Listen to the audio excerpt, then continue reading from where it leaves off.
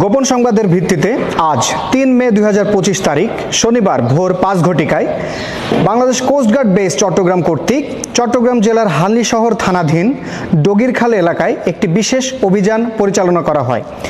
অভিযান চলাকালীন উক্ত এলাকায় সন্দেহভাজন কয়েকজন ব্যক্তিকে একটি ড্যানিশ বোট হতে বস্তা নামাতে দেখা যায়।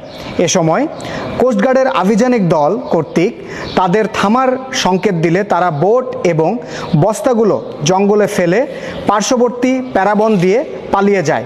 পরবর্তীতে কোস্টগার্ড আভিযানিক দল কর্তৃক বোট এবং খালের পার্শ্ববর্তী জঙ্গল ও তৎসংলগ্ন এলাকায় তল্লাশি চালিয়ে পরিত্যক্ত অবস্থায় আনুমানিক 4,15,13,000 টাকা মূল্যের 1056 ক্যান হেইনকেন অরিজিনাল বিয়ার, 347 বোতল 100 পাইপার্স হুইস্কি, 264 বোতল অ্যাবসোলুট ভোদকা, 250 বোতল রেড লেভেল হুইস্কি, 4 বোতল টুইন ভ্যালি অলিভ অয়েল সহ 1161 বোতল বিদেশি মদ মিলিয়ে সর্বমোট 2217 বোতল অবৈধ মাদকদ্রব্য জব্দ করা হয়।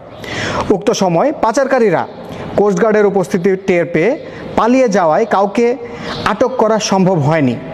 জব্দকৃত মাদকদ্রব্যের পরবর্তী আইনানুগ ব্যবস্থা গ্রহণের কার্যক্রম প্রক্রিয়াধীন রয়েছে। দেশের আইন শৃঙ্খলা পরিস্থিতি স্থিতিশীল রাখতে বাংলাদেশ কোস্টগার্ড 24 ঘন্টা টহল জারি রেখেছে, যার মাধ্যমে কোস্টগার্ডের আওতাধীন উপকূলীয় ও নদী তীরবর্তী অঞ্চলের আইন শৃঙ্খলা ও মাদকদ্রব্য নিয়ন্ত্রণ পরিস্থিতি অনেকাংশে উন্নতি হয়েছে।